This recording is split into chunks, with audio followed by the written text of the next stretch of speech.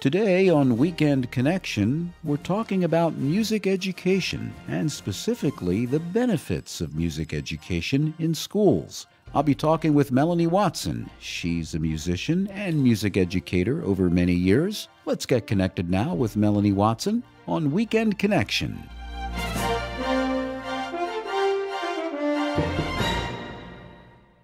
Good afternoon, my friend. Welcome to Weekend Connection on the Bible Broadcasting Network. My guest this afternoon is Melanie Watson, and today we're going to be talking about music education. A couple months ago, you may remember I had a guest on Weekend Connection, and we talked about civics education and the need for better civics education. Well, today I'm talking with Melanie Watson, and she's had wide experiences in the field of music education, and we're going to be talking today about some of the benefits of music education from children of early ages right on up. Melanie, how are you today? I am just fine. Thank you for inviting me to share. It's good to have you on Weekend Connection, and you and your husband Peter are based in the Minneapolis area. Is that right? That is correct, yes. And how many years have you been there braving the cold? 14 years. How about that? Now, you majored in music education when you were in college, right? I did, yes. And what got you into that? Well, my story is that I loved music, but I did not see myself as becoming a music teacher. But I had a choral director, and another love that I had was English. They were my favorite classes, the literature, the study of grammar, and everything like that. So he had a group of us together, some juniors and seniors, and he was just asking us what our thoughts were about where we were heading for college major and profession. And I spoke up and I said, I want to be an English teacher. And he looked at me and he said, Melanie, you can't do that. You need to head in the direction of music. I think that would be the best choice for you. And I respected him and took that to heart. I said I'd never considered getting a degree in music. I just hadn't thought of it. So that was how it began, and I did enroll in the music education program at the University of Arizona with a focus in voice and a love for choral music. That was the beginning. That was the beginning. And so from the time of college graduation, you went on to do some teaching in music in schools, correct? Yes. As soon as I graduated, I did take a job teaching K through 8 general music and learned, as many people do, how much I didn't know about teaching music during that year. And then I took a break of it ended up being about a year. I went back for a master's in vocal music, not vocal music ed, but more like vocal performance. That was something that also has affected my trajectory in my years of teaching. I just remember, growing up, having music classes really from elementary school when the teacher would hand out the music books and we would sing songs, and some of the songs were patriotic songs and there were other songs as well. But remembering from my earliest days, music classes, and then on into junior and senior high school, participating in marching band and concert band and all of those things. And yet, as you well know, as time goes by and as we have gotten older and schools have cut their budgets with sports, but also music, which doesn't get as much press, I've been wanting to talk with you about the benefits of music education for children. And let's talk about that and why music education is so important. I think that music is unique in the sense that it is an art, but it is also, in a sense, a science. And so I love that in teaching music for my 40-some years in various capacities, I've seen how music affects not only the order of thoughts in the mind because of music theory, the structure and the patterns in music, but also one of my joys has been seeing how my students over the years have learned about how the body can create art, however it takes place, whether it's playing an instrument or singing. One of my favorite statements is that in teaching, well, about teaching music and my goals for my students is that art happens when the listener and the person that is watching gets lost in the moment because of the beauty that is created. I believe that at the bottom line that life needs that kind of beauty. I really have a strong drive to bring that kind of beauty into more people's lives. The beauty of being able to create your own music, because I believe that part of how God created us is that each one of us is musical. Some of us more than others, right?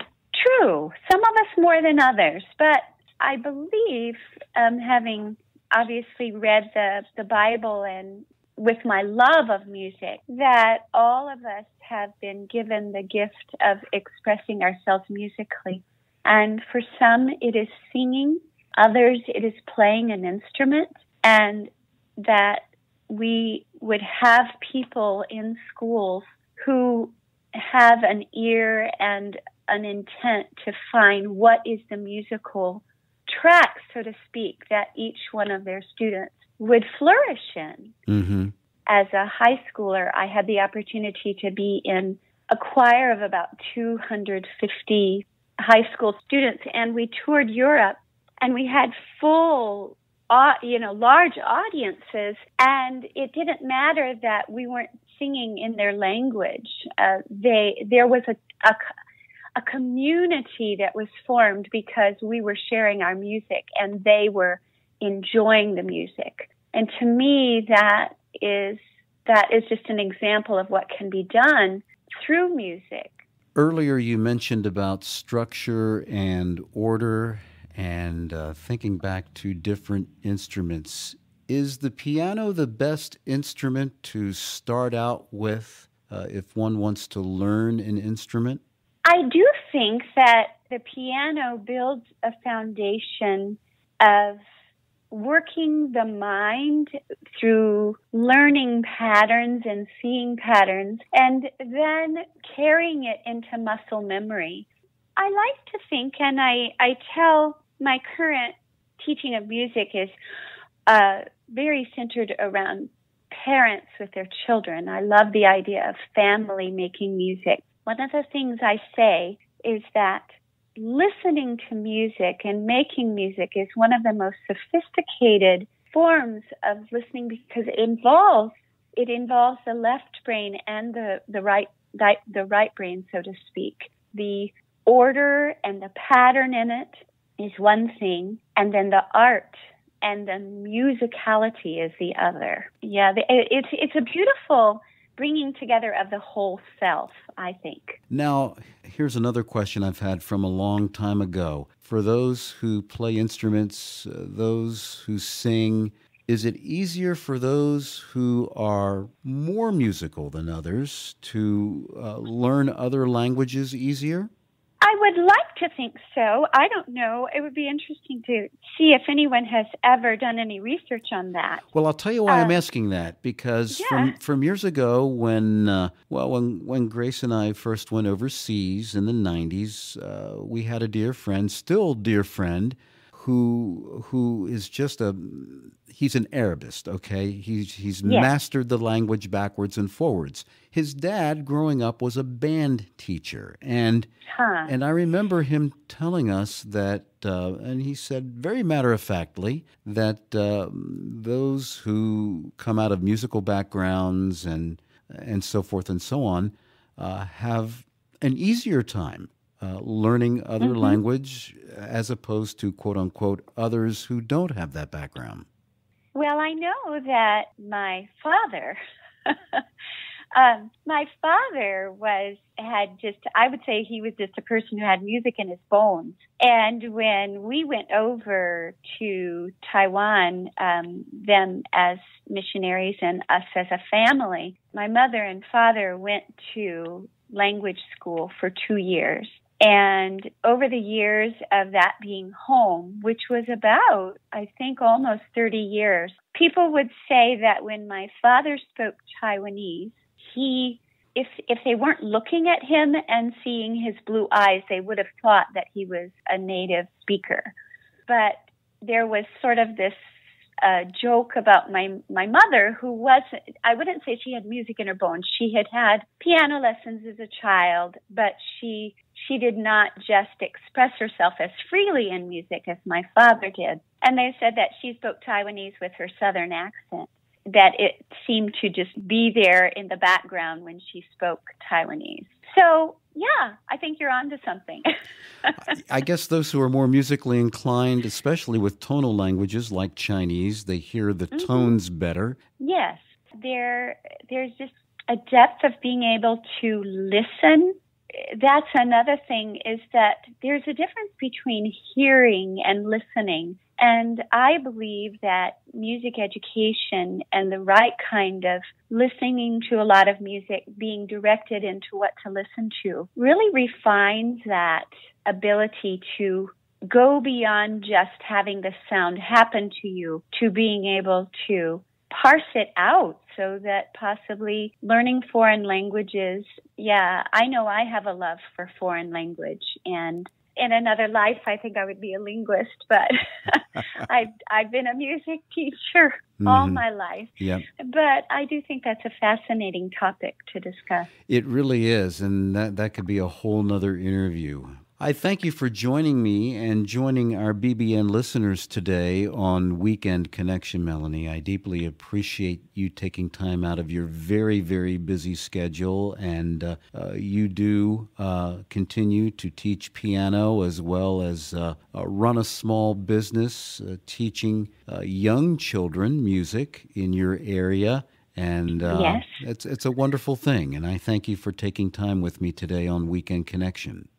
It was a pleasure. Thank you, Ed. Thank you very much.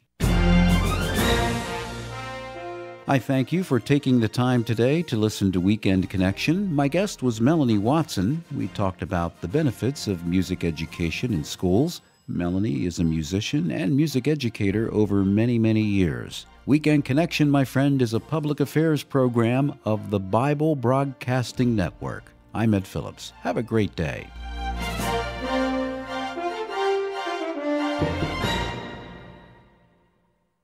Thank you for listening to this feature, a production of BBN, the Bible Broadcasting Network. BBN provides 24-hour Christian programming, great Christian music, and Bible teaching. Listen to BBN by clicking the link in the description.